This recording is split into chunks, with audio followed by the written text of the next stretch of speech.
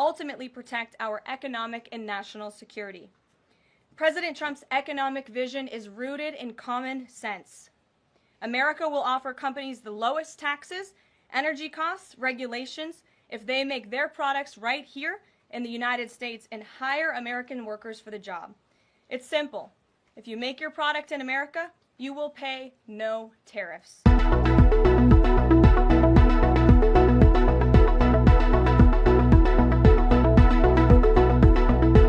Welcome back. Today on Karoline Leavitt Response on Economic Growth. White House Press Secretary Karoline Leavitt addressed the nation in a press conference on March 11, 2025, outlining the administration's position on economic growth. The briefing covered a range of topics including tariffs, inflation trends, investment announcements, and federal workforce reductions. While Leavitt's tone remained assertive and confident, reactions to the administration's policies have been mixed, with analysts and critics offering varying interpretations of the outcomes and intentions behind these economic strategies. 1. Tariffs framed as tax cuts. Statement: Leavitt asserted that tariffs are a tax cut for the American people, emphasizing that revenue from tariffs helps fund the government and encourages domestic production. Analysis: supporters view proponents of this approach argue that tariffs can protect American industries, reduce reliance on foreign production, and redirect money back into the U.S. economy. Critics view economists largely contend that tariffs act more like a consumption tax,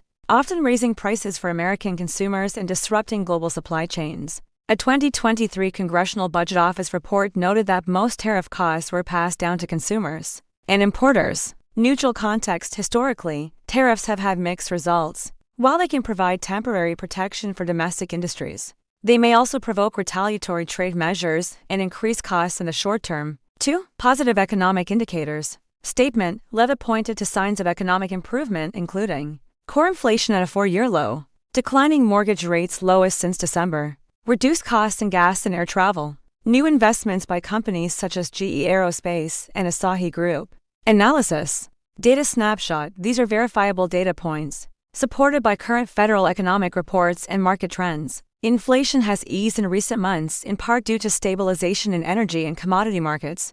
Broader picture: while these indicators suggest progress, economists caution that certain sectors remain vulnerable. For example, food prices remain elevated and wage growth has slowed. Employment outlook: Leavitt cited job creation from manufacturing investments. This reflects a push toward reshoring and revitalizing industrial infrastructure, a theme common in both Republican and Democratic economic agendas in recent years. 3.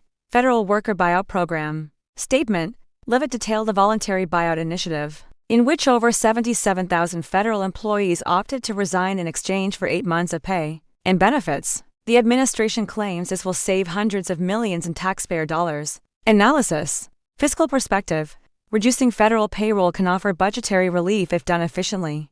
However, large-scale workforce reductions may risk service disruptions and expertise loss in key government departments. Critics' concerns: some watchdog groups have raised red flags about whether such a program prioritizes cost-cutting over effective governance. They question the long-term effects on public services like the IRS, EPA, and Social Security Administration. Efficiency argument: supporters argue this reflects an attempt to modernize government operations and eliminate bureaucratic waste. 4. Media relations and tone. Statement: Leavitt criticized what she called legacy media lies and emphasized the administration's desire to speak directly to the American people. Analysis: communication strategy.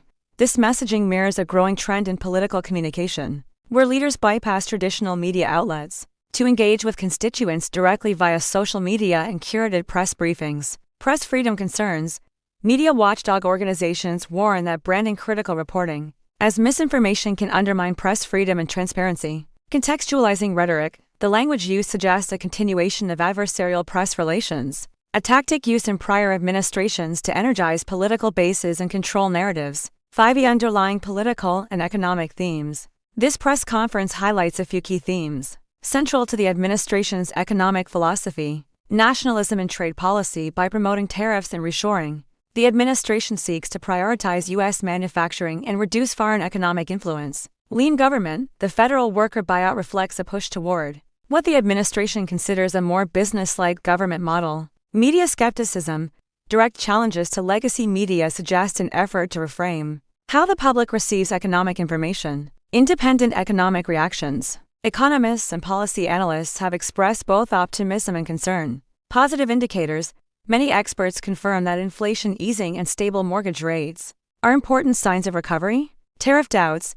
The claim that tariffs act as tax cuts remains heavily debated, with numerous economic studies suggesting otherwise. Workforce impacts. Some experts stress the importance of ensuring that workforce reductions do not harm federal services. Public response and political implications. Public opinion is still forming. Early polls suggest that while many Americans welcome lower inflation and energy costs, skepticism remains over the sustainability of tariff-based trade policy and large government shakeups. The press conference may play well among the administration's base by emphasizing national pride, economic recovery, and media accountability. For undecided voters or critics, the lack of detailed plans on sustaining growth and avoiding long-term service disruptions may raise concerns. Conclusion.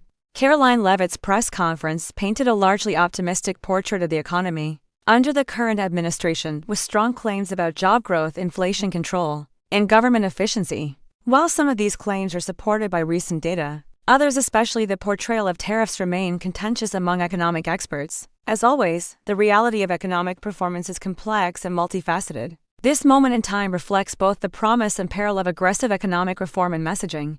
Going forward, observers will be watching closely to see whether these policies deliver sustained benefits across the full spectrum of American households and industries. And welcome to the briefing room. Thank you, Caroline. Appreciate it. I'll ask you a question about tariffs and then one from one members of our community. Sure. About education.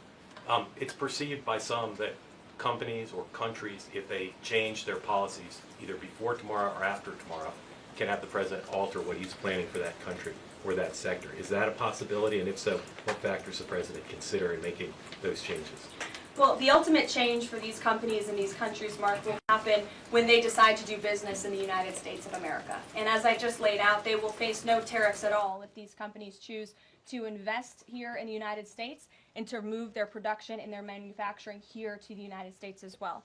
As for tomorrow, the president will be addressing the decades of unfair trade practices that have ripped our country off and American workers off. It has hollowed out our middle class. It has destroyed our heartland, and the president is focused on reshifting our global economy to ensure that America is once again the manufacturing superpower of the world. So if they do something today or later in the week that's a pledge for future activity, would that be good enough potentially to alter the policy? Again, the president has been looking at the very unfair trade practices of the past. Certainly, the president is always up to take a phone call, always up for a good negotiation, but he is very much focused on fixing the wrongs of the past and ensuring that American workers have a fair shake. So if someone calls after tomorrow and says, hey, I'm ready to make a change, he'd be open to that? The president is always open to taking calls. Okay. A question from one of our community members. Katie Reeves is a school teacher in Wisconsin. She's taught K through 8 in public, independent, private, and private schools. And here's what she wanted me to ask you. She says, I see the elimination of the Department of Education as an excellent first step in the improvement of our school system. Do you see any further role the federal government can take beyond this, possibly in promoting the expansion of voucher programs or reducing the influence that teachers' unions hold over our schools? Well, first of all, I want to thank Katie for her service to our country and our nation's children.